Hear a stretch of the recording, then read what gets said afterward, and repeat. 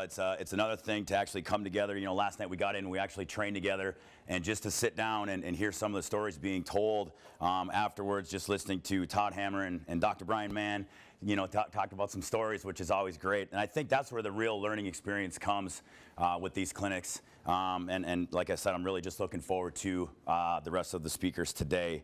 A little bit about myself before I get into the talk today. Again, as Coach mentioned, my name is Gary Boros. I am the Assistant Sport Performance Coach at the University of Denver. This is my second year there. A little bit about myself, my path, my history, how I got there. Before my time at Denver, I was at Bemidji State University. For those of you who don't know where that is, it's a smaller Division II school with the exception of men's and women's hockey, which is Division I. That's in northern Minnesota. I was there for 3 years. Before that, I got my master's degree from St. Cloud State, again, which is in Minnesota, again, with the exception of men's and women's hockey, which is Division I.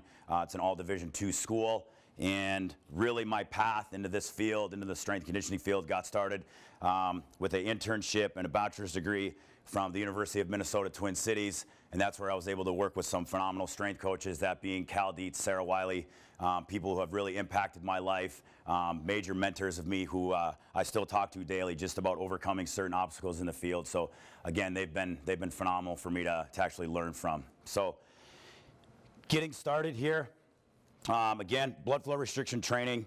What I'm going to be talking to you about today is I hope to give you some ideas. Some of you may have heard of this, some of you may have not. It might be totally new to you, but my hope is to give you some ideas that you can actually take back into your setting. If you've got a college setting, maybe you're in a private sector, just things that you can take if you've got a certain situation with an athlete and they're not able to do some training. This might be another way to actually move around that.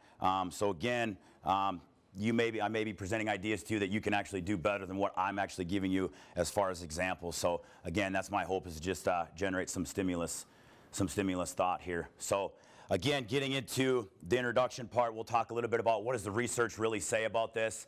We'll go over some studies. We'll actually talk about the science behind what really makes blood flow restriction training. What is driving this? What are the mechanisms behind this? And then we'll finish up with some practical application at the very end. So first and foremost, what is blood flow restriction training? Okay.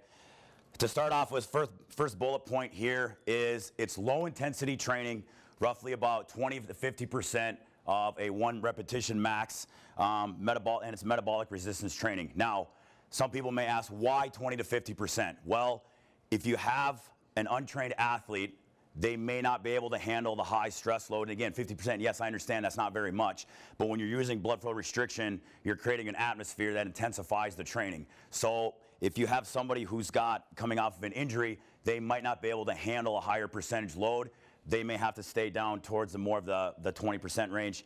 50% might be for some of your more advanced athlete. If you've got an advanced athlete who's had years of training and you're training them with 20%, you're not going to really get much out of that athlete. So you're going to have to intensify or raise the intensity to create an adaptation. Okay. Next bullet point is it utilizes proximally placed external cuff, strap, or band to restrict venous return.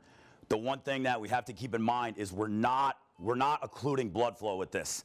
All right, that can lead to some serious injury complications down the road, some major safety issues. So you have to understand you're never stopping the blood flow in a limb. Okay, and again, as the bullet point talks about, it's using a cuff, a band, or a strap that's placed on the upper arm or the upper leg, and then what it's doing is it's really affecting the tissue that is distal to where the cuff is actually being placed. And again, it's just restricting, like as we said, the venous return. Okay. Really, the driving adaptations behind blood flow restriction training has been shown to enhance morphological and strength responses. If you look at the literature and the research, a lot of it seems to think that, yes, we're creating muscle hypertrophy from this. We're also creating muscular strength. But as you look at the research more, the scale tips more in the favor of muscle hypertrophy. That's the one thing you have to understand. Yes, there's research out there that says we're going to get some muscular strength. But if you look at the intensities, it's going to be hard to create a lot of muscular strength because the intensities are so low with this method that we're actually using. So again, that's one thing that you have to keep in mind. And then what is really happening as a result of having that cuff on?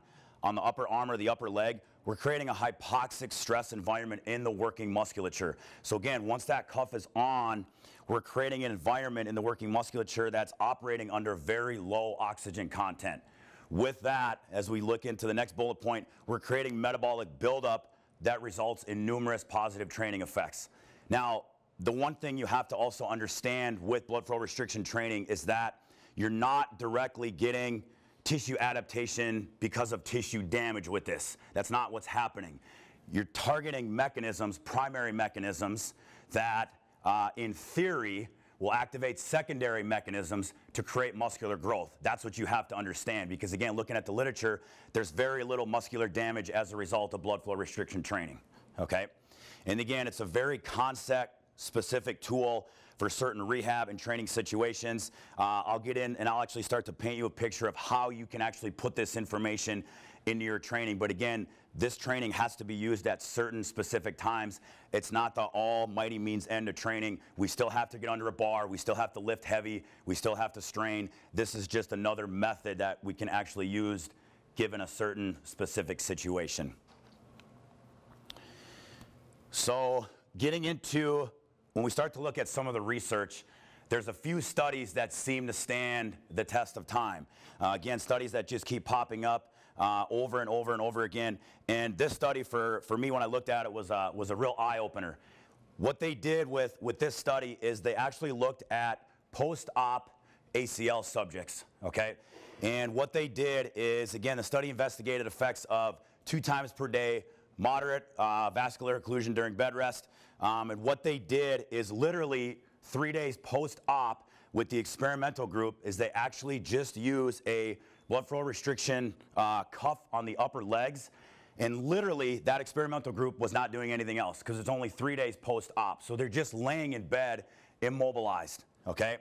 And obviously before the test started, measured cross-sectional area of the thigh muscle. Now this is where it gets interesting, is the protocol was done in the morning and in the afternoon. The cuff on the experimental group was basically pressurized for 5 minutes on, 3 minutes off, so flated, unflated. That went back and forth for a total of 5 rounds. Again, they did that in the morning, they did that in the afternoon. Now, what they actually found was, looking at the knee extensor muscles, is that both groups actually got worse. That's one thing you have to keep in mind. Both groups experienced atrophy because, again, they're just lying in bed. They're not doing anything.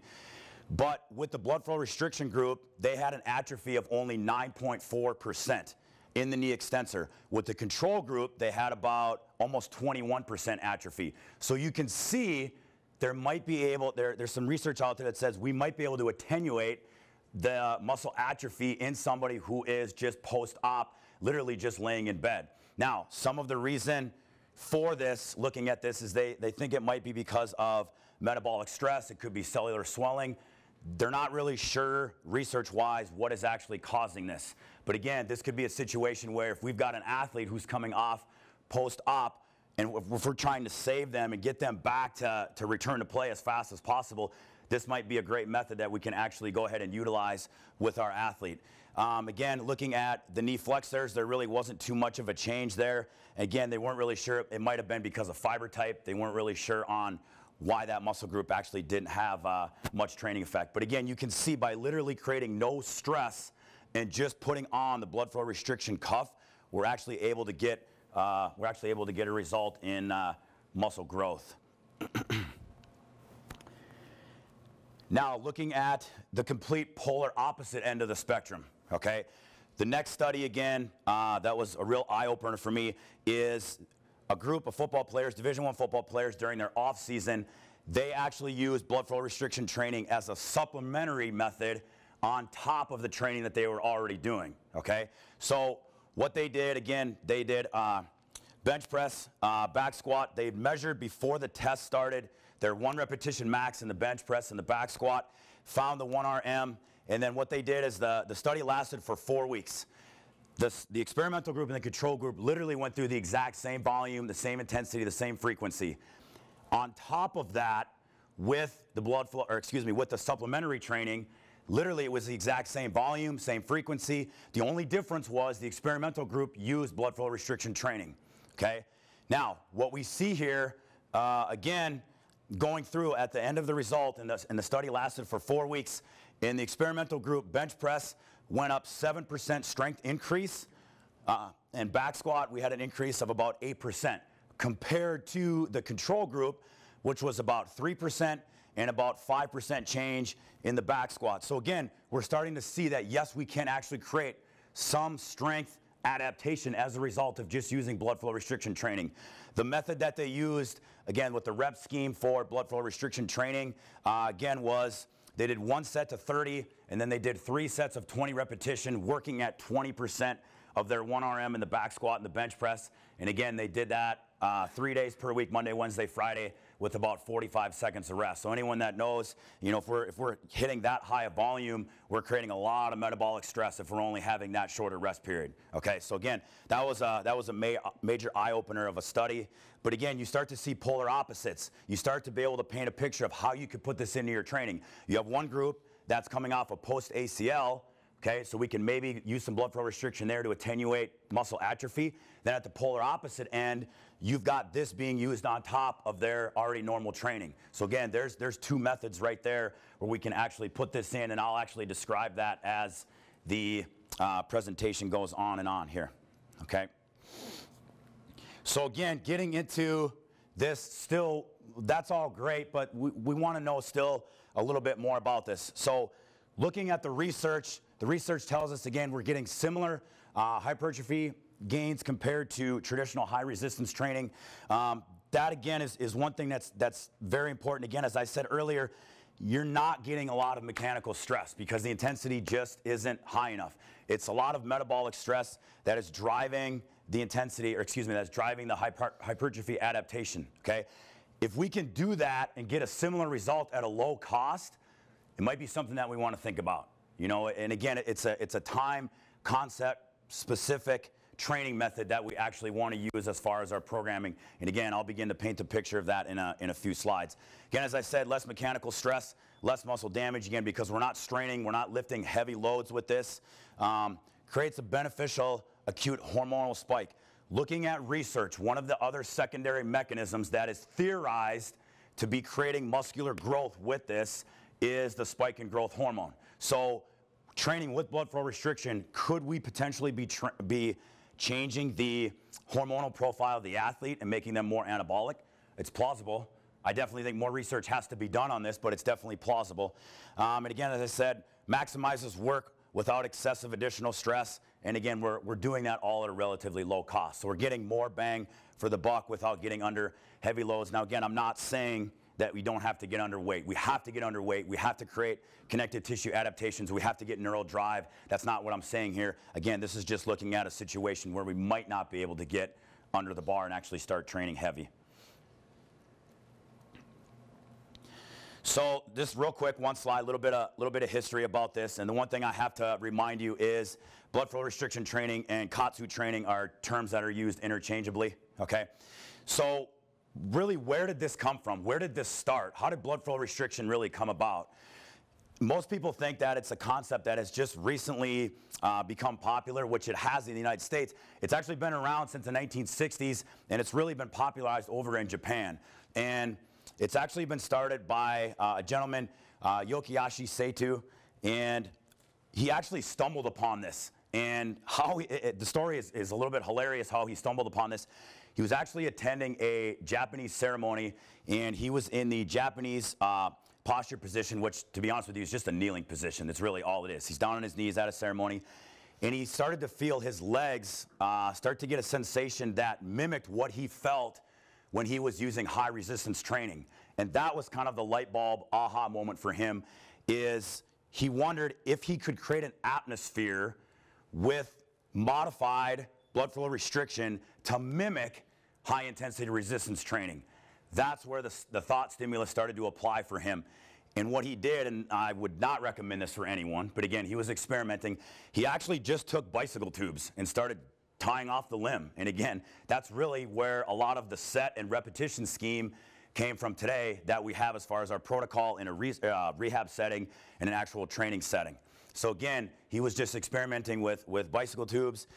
And to go on top of that, he really tested his method when He was on a skiing trip. He had a skiing accident. He ended up fracturing his ankle, and he ended up actually having some ligament damage to his knee. Now, I don't know the exact extent of the ligament damage, but the doctors basically said he would be out for about 6 to 7 months. Obviously, his ankle was in a cast because he fractured his ankle. What ended up happening is he started to use blood flow restriction training and just doing basically isometric contractions of about 30 seconds, a few seconds of rest. He did that 3 times a day just with body weight. He was fully healed in 6 weeks. And that was again, something that was major eye-opening situation. Now, again, I have to tell you, I don't know the extent of the ligament damage that he actually had in his knee, but he knew once he had hit that, something was going to be started. Something could possibly be growing out of this method, and something is actually working, okay? Again, going right on through, just to highlight real quick, in '94, he patents the first generation Katsu training bands. Instructor certification program was introduced. Starting roughly from about 2006 on, you start to see some major organizations starting to dive into this method and research it and try to figure out, how do we make these methods better? Where can we try this on other populations, elderly, younger populations? So again, in 2006, first issue published, International Journal of Katsu Training Research. 2009, he signs a joint development agreement with the National Research Institute, Sports Science in China. And then most recently, 2014, Center for Katsu Research established at the Harvard Medical School. So again, you're seeing some major organizations start to jump on board. And again, more research has to be done on other areas. Like I said, they have to be done on other populations to figure out, okay, can these methods keep working across the board? Yes, we all know we can get an adaptation of muscle growth at any age, but does this method work across the board? Again, more research actually has to be done on this area to figure that out. So we've dug into a little bit of the research. We've talked real briefly about the history. How does this actually work? What is the science that is driving these adaptations with using blood flow restriction training? Again, as I had said at the very beginning, one of the main benefits that we're getting is going to be muscle hypertrophy from blood flow restriction training. Now, what is really driving that? Again, we're just creating metabolic stress from having the cuff. It doesn't matter, again, if it's the arm or the upper arm or the upper leg. We're creating metabolic stress. That's the real driving point. And again, as you see with the graph, these are some, again, of the theorized secondary mechanisms that are creating the tissue adaptation or the tissue growth. Increased fiber recruitment, elevated hormonal release, altered myokine production, production of reactive oxygen species, and also cellular swelling.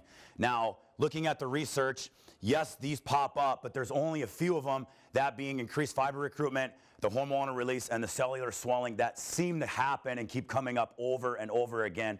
So that is what we're thinking is really driving this secondary mechanism to create the muscular adaptation. So again, getting back to what is really happening, again, metabolic stress from the exercise. So once again, when that cuff is placed on the limb, again, it doesn't matter if it's the arm or the leg, we know that we're creating a hypoxic environment. With the hypoxic environment, we're getting a large buildup of metabolites, that being lactate, inorganic phosphate, hydrogen ion. And again, that is basically, it's holding in the muscle. It's not because we have a restriction of venous return. It's not moving, all right? It's actually just sitting there in the tissue. Again, acute muscle hypoxia associated with blood flow restriction training further heightens the buildup. Again, as you look at a lot of the repetition schemes, the reason, again, I'll get to this in one of the slides down the road, the first number that you almost always see in the repetition scheme is going to be a high number because there's no hypoxic or metabolite buildup that's been created yet. So they're trying to drive that from the beginning, and with the cuff still placed on the limb, you're operating under that hypoxic and high metabolite buildup situation, okay? Metabolic stress confers to anabolic effect. How this actually happens, again, you have to keep in mind this is all based on theory. Research is still looking at this to really determine what and how this is working, but what's been theorized to have happened is we're hitting signaling pathways such as our mTOR pathway that is upregulating protein synthesis. All right, it's all about the ratio protein synthesis over protein breakdown. That's how we're getting the adaptation to create muscular growth, to get some sort of a muscular strength benefit. That's really what's driving this. okay? And again, researchers have suggested that metabolite accumulation may be more important than high force development and optimizing muscle growth. So again, the big take home is the primary mechanism with hypertrophy is going to be metabolic stress. To go along with metabolic stress, again, that's the primary mechanism. The secondary mechanism is going to be growth hormone. So again, as I said at the beginning, we may be able to change the anabolic profile of the actual athlete, okay, or excuse me, the hormonal profile, okay? Looking just at some of the studies here that have looked at growth hormone, again, you're getting the growth hormone spike post-exercise, just regular high-intensity resistance training, okay? This was a study by Kramer et al. 80% one repetition max without blood flow restriction training increases plasma volume growth hormone 100 times over baseline, okay? Now, a study comes in by Takarada et al. With blood flow restriction training using a very, very light intensity, 20% with blood flow restriction training, created a 290 time growth hormone increase post-exercise. So you can see, yes, high resistance training, yes, we're gonna get a growth hormone elevation post-exercise, but by doing less work from an intensity standpoint, we're actually getting a larger growth hormone spike post-exercise, okay? And again, more research has to be done on this to see if they can spread this across numerous populations. Yes, this has been known to work in athletes, but does it work in the elderly population, in a younger population as well? To go along with it, last bullet point is growth hormone spike. It doesn't really seem to matter if it's the arm or the leg where the cuff is being placed. Research is telling us that we can still get a growth hormone spike regardless of where the cuff is actually placed. So again, big take home here is the secondary mechanism of the growth hormone release to create the hypertrophy adaptation in the subject that is using blood flow restriction training.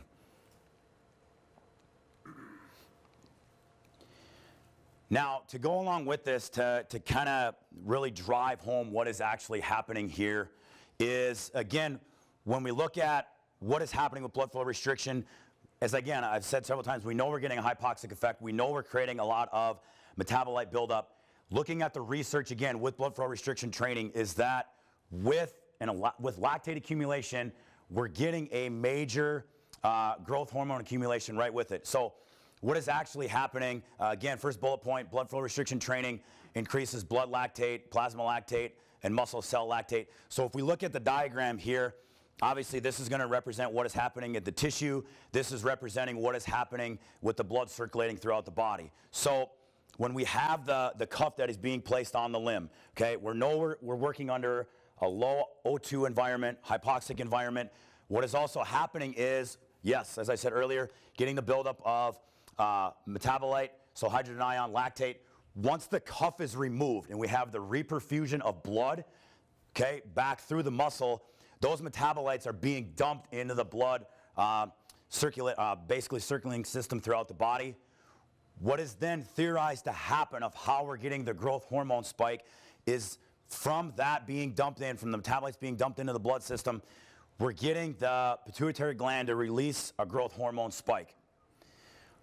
To go along with that, it's theorized that with the growth hormone spike, the liver is going to release insulin-like growth factor 1, which then has been theorized to target our signaling pathways, which is the mTOR pathway, to again upregulate protein synthesis. Yes, I know this is getting a little bit deep into the physiology, but you have to understand the mechanisms that are driving this adaptation. So again, this is all based on theory as to what is actually happening with blood flow restriction training, okay?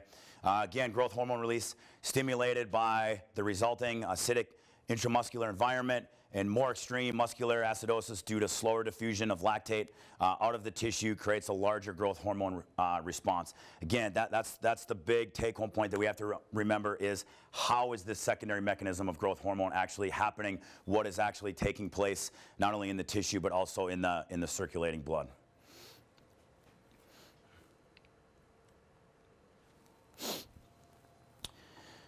So another theorized secondary mechanism is going to be the cell swelling theory, okay? So what this actually is is it's a regulator of cell function, okay? With this, again, it's been known to stimulate anabolic processes, upregulating protein synthesis. Again, as I said earlier, it's all about favoring protein synthesis over protein breakdown. That's how we're getting the adaptation from blood flow restriction training. What we have, again, with the cuff being placed on the limb, again, I talked about the hypoxic environment, the metabolite accumulation.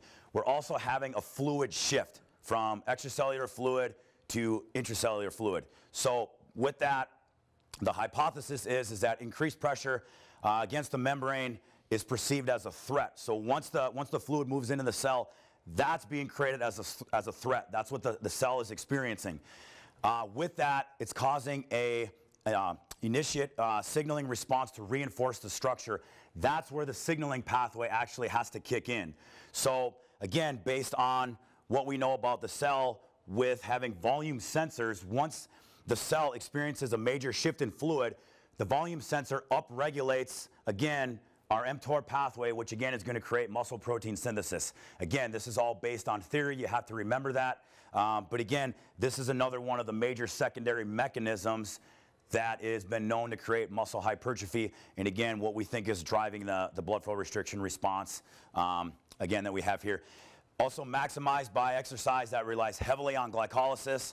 Lactate accumulation is a primary contributor due to osmotic changes in the muscle. Fast twitch fibers are very sensitive to osmotic changes, and that's just because of the water transport channels that they have. So you can see any atmosphere that's going to create glycolysis or lactate, this theory is going to actually be upregulated, and that's how we're going to be driving our adaptation, like I said, of muscle hypertrophy.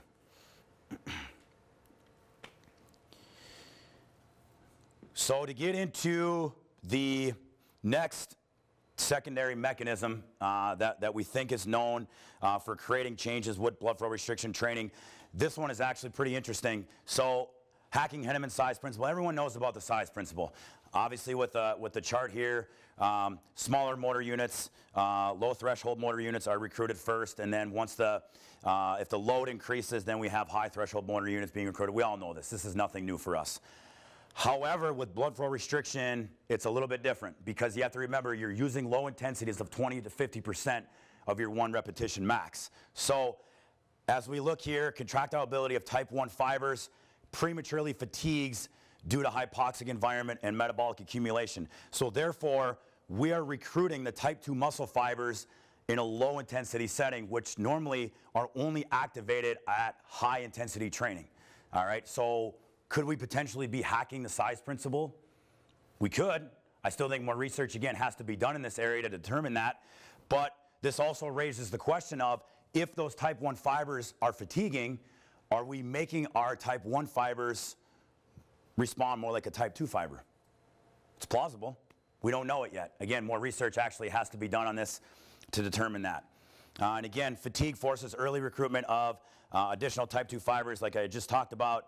It places increased mechanical loading on the fast twitch fibers without heavy resistance. Again, folks, just like I had said at the very beginning, you're just getting more for less. Okay, you're recruiting fast twitch fibers with a very low intensity. And again, it's a context-specific training method that you actually have to remember. That's how you're using this. So that's really the big take-home here.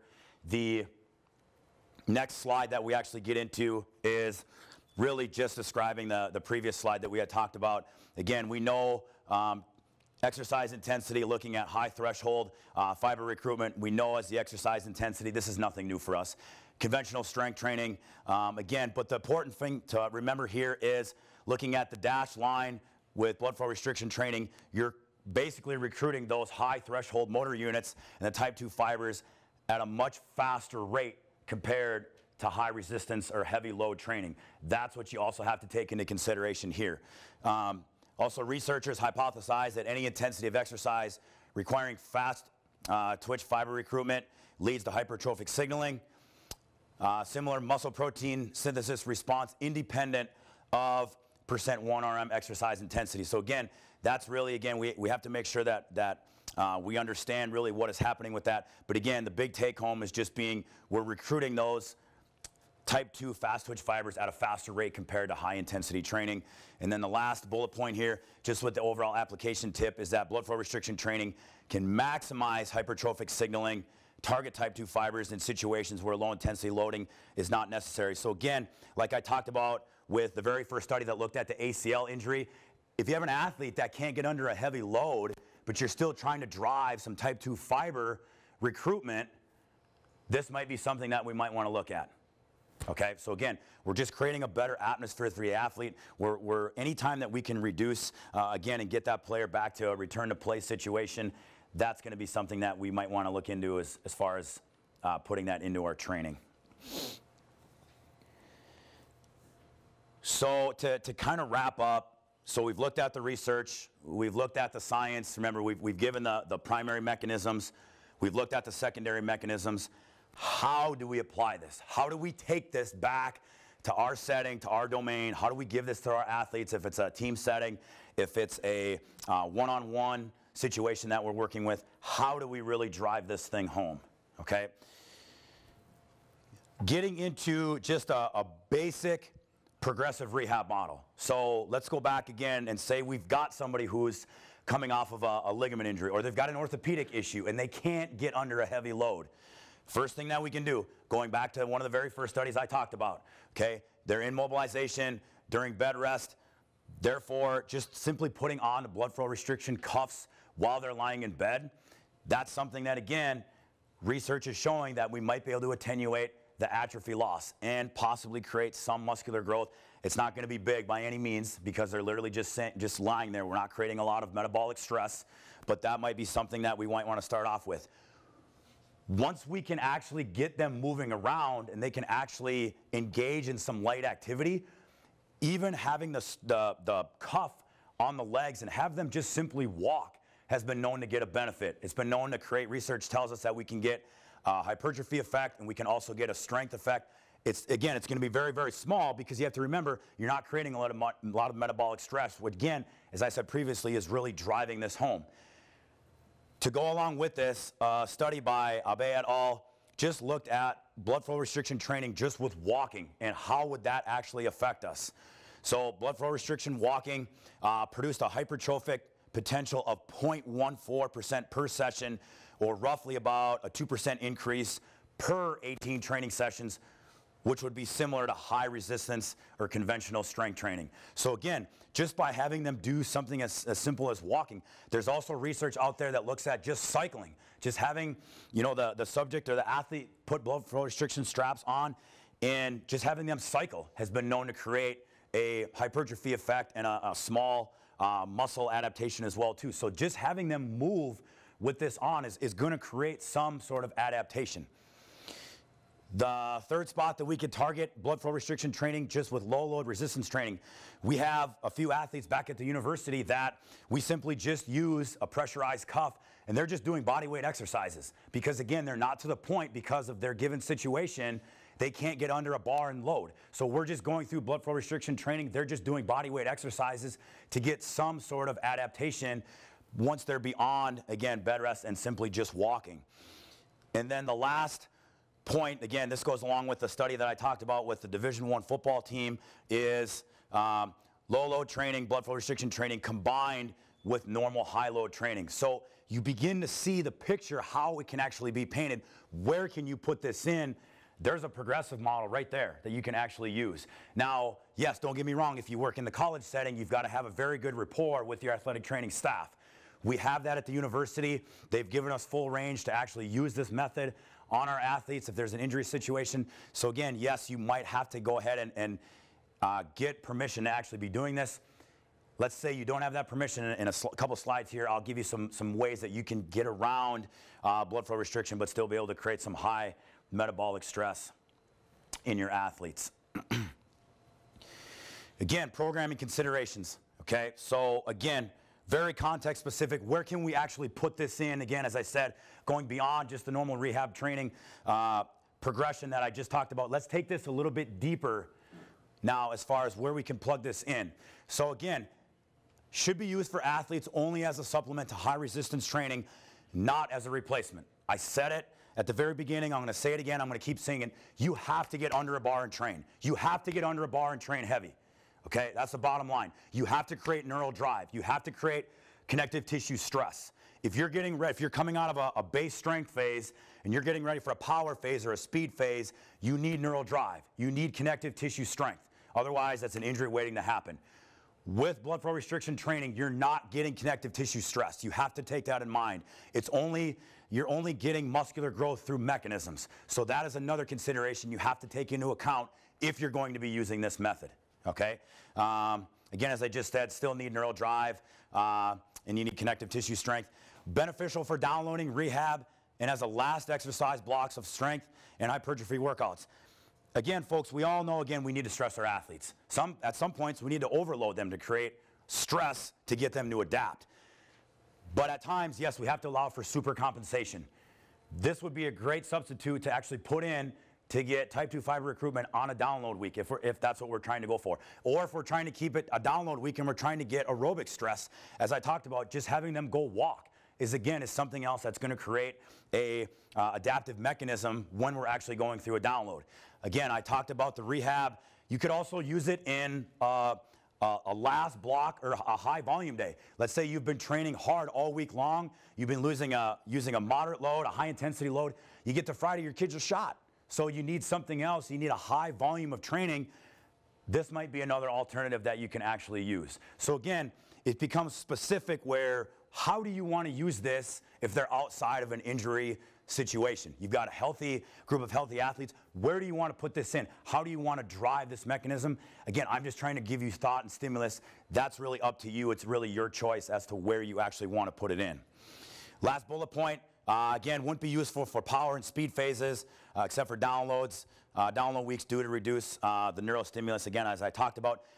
Folks, there's some research out there that says blood flow restriction training, we can get faster sprint times, faster pro agility times, faster jumping times, but I wouldn't take it to the bank. More research has to be done on this. I definitely would not use this as a main driving method to create power output in an athlete, speed. The research just doesn't back it. So again, that's something that we have to take into consideration as well. It's a very context-specific training method that we actually want to use. Again, as I said in download weeks, just to hit on a couple more bullet points here. Again, fast glycolysis results in peripheral rather than centrally induced fatigue. You have to remember the fatigue is very localized. It's actually in the limb that is actually being trained. Now, there's some research out there on blood flow restriction training that looks at multi-joint movements.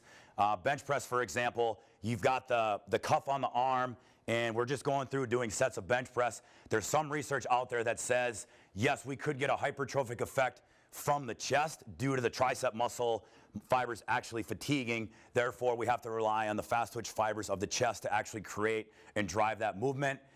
But again, there's not enough research out there to really say, okay, we're going to have the blood flow restriction cuff on and we're actually going to get an effect through the chest. There's just not enough research out there, okay? Again, fatigue is related to metabolic biochemical changes versus reduction in neural drive. Could be useful for athletes, like I said, in download weeks to engage in fast twitch muscle motor units without creating too much neuromechanical stress. That's the big factor. Again, I'm going to give this to you, let you program this in where you see fit. When do you think your athletes need a break? Again, certain downloads, it might be in season. We've also used this method in season, and I'll show you how we actually do this, just creating metabolic stress without the blood flow restriction cuffs. Okay, so getting into the research-based workout protocols. How do we set this up? What are the repetition schemes? What are the volume schemes, frequency schemes that we actually see with blood flow restriction training? So again, the very top one, this is important to note that this is mostly used the 30, 15, 15, and 15 with the 20 to 50% 1RM. That's mostly used in a rehab setting. Again, just because the athlete is coming off of a post-op situation, they don't have the ability to handle a lot of stress just yet, so we have to build them up. So therefore, that protocol is seen in a lot of rehab situations. Now, again, with what we have here to follow up, the other repetition scheme, research has backed that all of these repetition schemes actually worked. Again, remember, as I said briefly just a moment ago, the reason that you're seeing the high number first in a lot of these is because you're driving that hypoxic environment. You're creating a lot of the metabolite buildup, then you're working the muscle under that condition. And it's also important to note that with the cuff is that it remains on during the duration of the set and the rest because you want that musculature to be working under those conditions. In between the exercises, that's when you would remove the cuff. Reason why is because, as I said at the beginning, we don't want to actually occlude blood flow. Like I said, that can lead to numerous safety issues, consequences down the road. That is not what we're doing here. We're just restricting the venous return. Now, let's also go in and say we've got a pressurized cuff system. We have a couple of these at the University of Denver that we use with our athletes. But if you're just using a basic elastic cuff, how do I know where I should actually put the tightness on this? This is very subjective. This is more what we call practical blood flow restriction training. When we have a pressurized cuff system, that's more blood flow restriction training. What we're doing here with this is if we just have the elastic band, we don't have a pressurized system, research tells us that we want to use a scale of looking at 0 to 10, with 10 being extremely painful, 0 being there's no pain at all, roughly at about a 6 or a 7. It should be snug, but it should not be painful. I understand it's very subjective. It could be time consuming to actually figure that out. I get that. What we've done also with athletes at the university just using this is we've just taken a basic powerlifting knee wrap, tied it on, and then we've just taken a Sharpie marker and just marked it for a given individual, and that's the tightness that they need to hit, or that's the mark that they need to hit every single time that they put the knee wrap on. So there's other ways to actually do this. But again, that's one area to keep in mind as far as where should the tightness be. It should actually be about a 6 or a 7 when you're using the elastic band. Again, just a couple notes here on the cuff application. Again, this is looking at the overall width and the limb circumference. Cuff width is an extremely important consideration when applying blood flow restriction training or practical blood flow restriction training. Using a wider cuff, again, if we use a wider cuff, we're going to restrict more blood flow just due to overall surface area. However, again, if you look at the size of the cuff, if we have a wider cuff, you're not going to want to use that for the upper limb. The reason why, it could get very hard to actually complete some of the repetitions. You might limit range of motion. And kind of a note to live off of, if you can't complete the rep and you can't complete the set that you're going through, the cuff is too tight or you're using too much weight. That's one thing to kind of take home and make sure that you understand. Wider cuffs have been known to restrict normal range of motion, as I said, in some individuals. Again, cuff width going along with limb circumference. The limbs with a larger circumference require more pressure to reach the level of restricted blood flow compared to a narrow limb that's got a smaller circumference. So again, looking at if I have the leg and the arm and I have a cuff on my arm, I'm not going to use the same pressure to restrict blood flow in the upper leg. It's probably not going to happen. There's a larger circumference. There's more tissue that you actually have to get through. So you have to not only look at the width of the cup, you have to look at the individual that you're actually working with. Then you can actually start getting into figuring out, okay, what width of cuff should I actually be using, and what tightness should I actually be having if I'm just using an elastic band.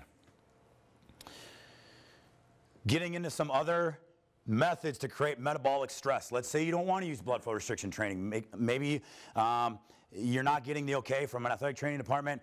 You want to do something. We all know we can create metabolic stress. There's numerous ways out there to do it. Okay. Some ways that we've actually went through and just used it at the university. Again, we've done it as a last block of training, as I previously said, in a team setting. Maintaining continuous tension at moderate rep speeds has been shown to enhance muscle ischemia hypoxia, which augments muscle hypertrophy. Just simply doing a half kneeling landmine press. 75% range of motion, 2 to 3 seconds up, 2 to 3 seconds down. You're creating tension on the muscle. You're creating a lot of metabolic stress. So again, you're just using a tempo to create that stress and that hypertrophy adaptation. Again, eccentric action has the greatest effect on muscle development. We've also used ideas such as the lactate retention method. What we do with this is it's any method that can create glycolysis. That could be something in the weight room, whether you're doing a circuit, a time circuit for a high number of repetitions. It could be something where you just go out and have your athletes run in an energy system development off-season phase. You're creating lactate. What we do with them is we just have them, after they're done for about 30 seconds, is just actually sit down, squat, and then just tense your muscles. You're holding lactate in the muscle to create adaptation. Again, you have to remember, if you're using it as part of your energy system development, are you a coach that wants performance, or are you a coach that wants adaptation? If I'm in the early off-season with my team, I could care less if they're ready for their sport at that time. I'm trying to drive adaptations to set up further adaptations down the road. So you have to take a look at your training. Where are you actually using this in your training? Okay? Again, training to failure has also been known to be beneficial, hypothesized to activate greater number of motor units and increase metabolic stress. The one thing with this, yes, as I said earlier, you have to overload your athletes. You have to be careful if you're going to use training to failure, because it's been known to induce a lot of stress that can lead to overtraining, and then you just could be going backwards as far as your performance parameters. So you got to be smart. Not saying you can't do it, but you just don't want to rely on it over and over and over again. Finishing up here, getting into some of the cardiovascular effects. Now again, folks, as I talk about this information, again, more research has to be done on this to figure out what are the effects on the actual cardiovascular system as a result of blood flow restriction training. Again, just looking at a study here, again, heart rate attained during blood flow restriction exercise reached about 109 beats per minute, or about 12% max heart rate. You're not really seeing too much of a heart rate spike from blood flow restriction training. Increase in blood pressure was typical of a exercise with a static component, so obviously anything that we're doing that's being held for time.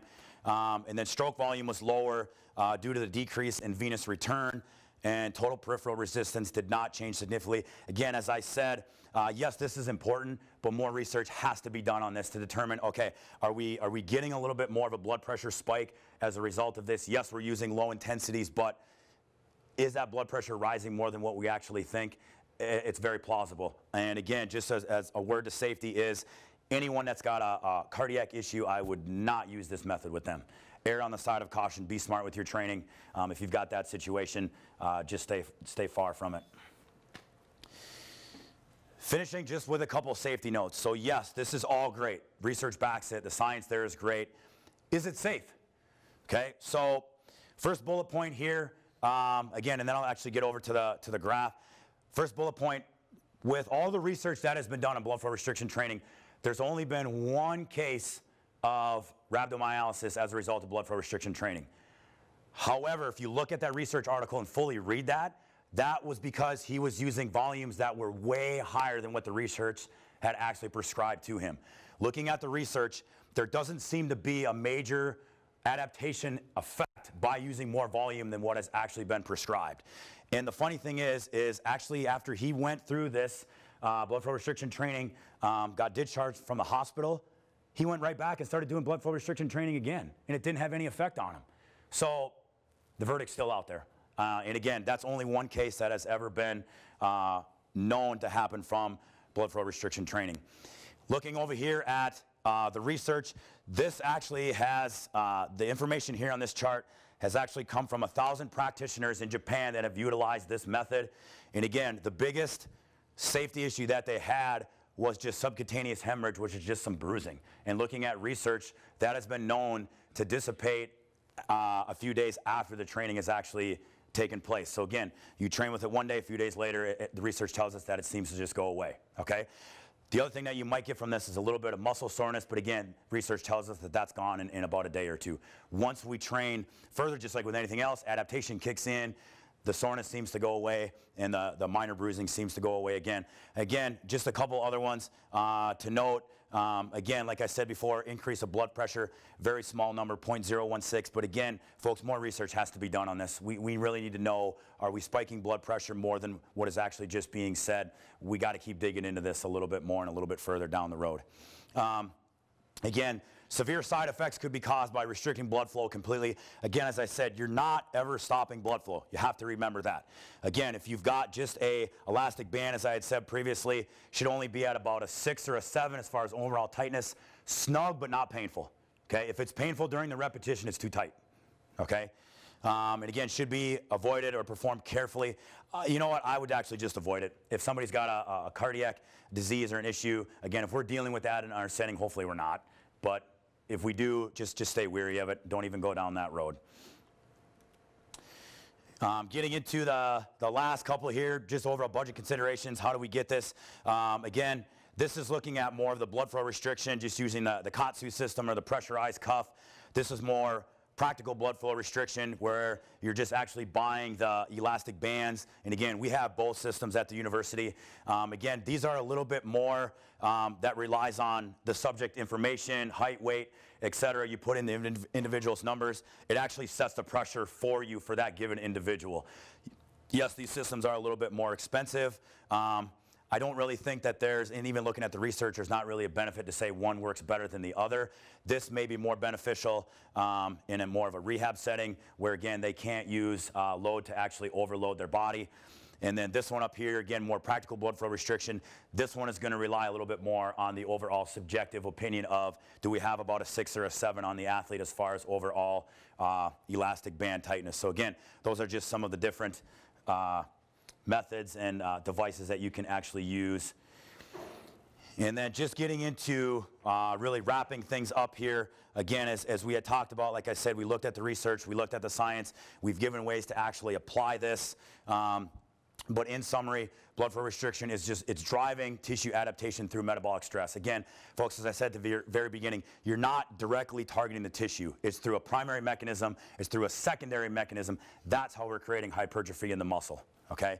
Allows practitioners to target high threshold motor units without high neural stress. And again, as I said, if you're in a situation where they can't get under a bar or they're unloading or you're looking for a higher volume day, this might be an alternative that you can actually use. And then practitioners to induce hypertrophy without high intensity loading. Again, anytime that we can preserve our athletes and allow some super compensation, we're going to set our athletes up for success. Last couple bullet points here. We could be potentially improving the hormonal profile of the athlete, again, by having the growth hormone release, the insulin-like growth factor to upregulate mTOR in our signaling pathways. So again, it's very plausible that we could be making our athletes more anabolic. And again, it's a very time and place specific context. This is where, like I said, I've given you the information. Now, I have no doubt that you guys can come up with better ways to implement this than how we've actually done it at the university. But again, it just depends, where do you want it? Is it part of an energy system development phase? Is it rehab? Is it download? What are you trying to get out of this adaptation or this method? Why is it in your training in the first place? And again, I've just created some stimulus so you guys could actually generate some ideas for that. We also do use it in season. When I talked about just the landmine, the 75-cent range of motion, 3 down, 3 up, which is our tempos, we've done that in season. We usually just use that as a last exercise or a finisher depending on what basic phase. We don't have a whole workout where we actually go through this. References there. And then I just have to make sure I give a shout out to Chris Jarman from Lauren Landau Performance. Him and I put this talk together, and we did a lot of the research and the actual studies together on this. So my hope was, again, that I have generated, first of all, some stimulus into this, that I've given you some insight as far as what blood flow restriction training is. And again, there's no doubt that you guys can implement this a hell of a lot better than how we're doing it actually at the university. And if you have ideas, I'd love to hear it. I'd love to share thoughts afterwards about it. But again, thank you so much for your time.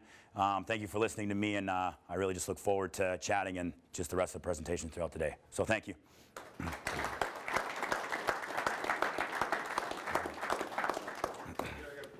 Yeah. During the early off-season in your hypertrophy phase, what is about the percentage of your training that is done in this method? So early off-season? Whenever you're doing this, yep. Is this the central tenet of your program to see hypertrophy, or what? It depends on, so we have some athletes that we may be just driving an energy system development. Some athletes, we have to get them under bar. We have to get them a little bit stronger. So are you talking about just using blood flow restriction training, or are you just talking about another method that we're actually going to be using? So if we're going to be using that, again, it depends on the level of athlete. If I've got an athlete who is walking into our weight room for the first time, they've never seen a weight, we may just start them with some body weight just to induce some technical work.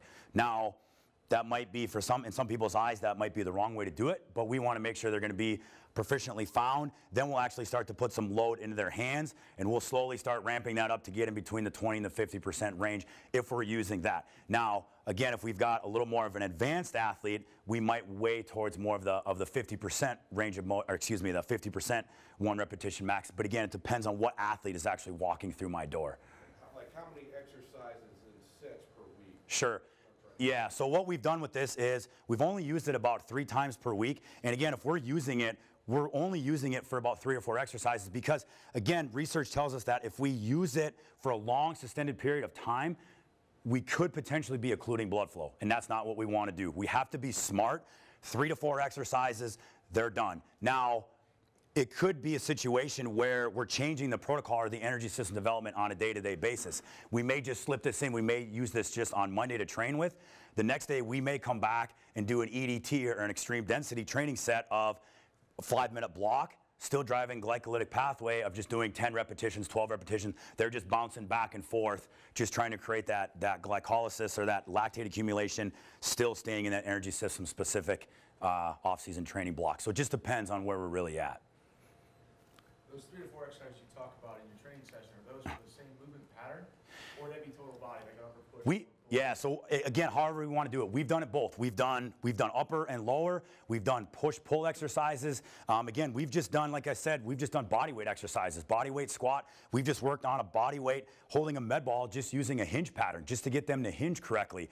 Again, it might be right, it might be wrong. You have to use what's going to be best for your athletes. Again, if I've got a very novice athlete, I'm not going to put them under any extreme load because they don't even know how to move yet. Well, I guess more specifically, would it be, you're doing it for the bench press? Yep. Would you then do it for a dumbbell press and a shoulder press and a dip? Or are you going to do one movement pattern and then move like a lower body and do something different? You totally could. There, again, even with the research study of the football team, they actually did the bench press and the back squat in one day. So it depends. How is your training, how's your micro, your meso block actually set up? Is it a total body? Are you going an upper, lower? So for us, it depends on where we're at. If we're doing a lower body training block, we're going to stick to actually those exercises in that day. The next day might be an upper, or if it's a total, we'll actually have them go through, do a dumbbell bench with it, and then we'll actually have them do even just a goblet squat or very light load just with a bar in their back. Again, just pretending, or excuse me, just figuring out where the athlete is actually at.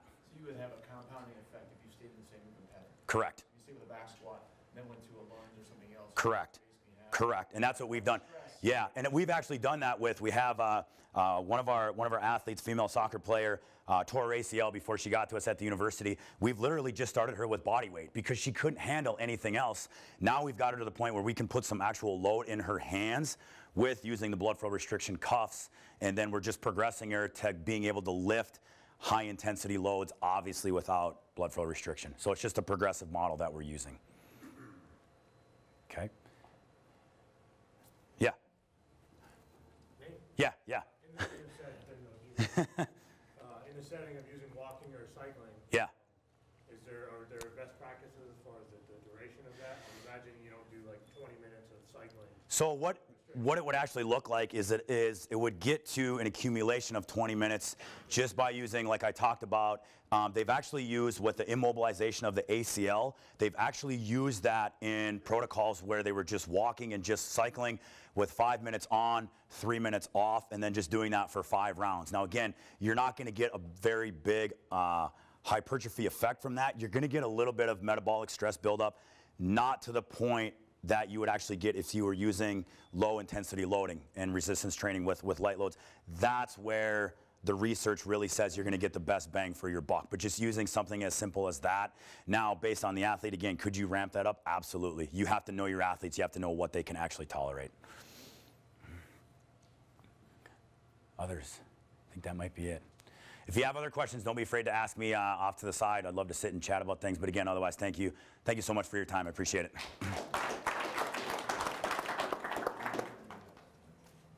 If you guys want to take 5 minutes, stand up, hit some squats, hit some pulls, you know.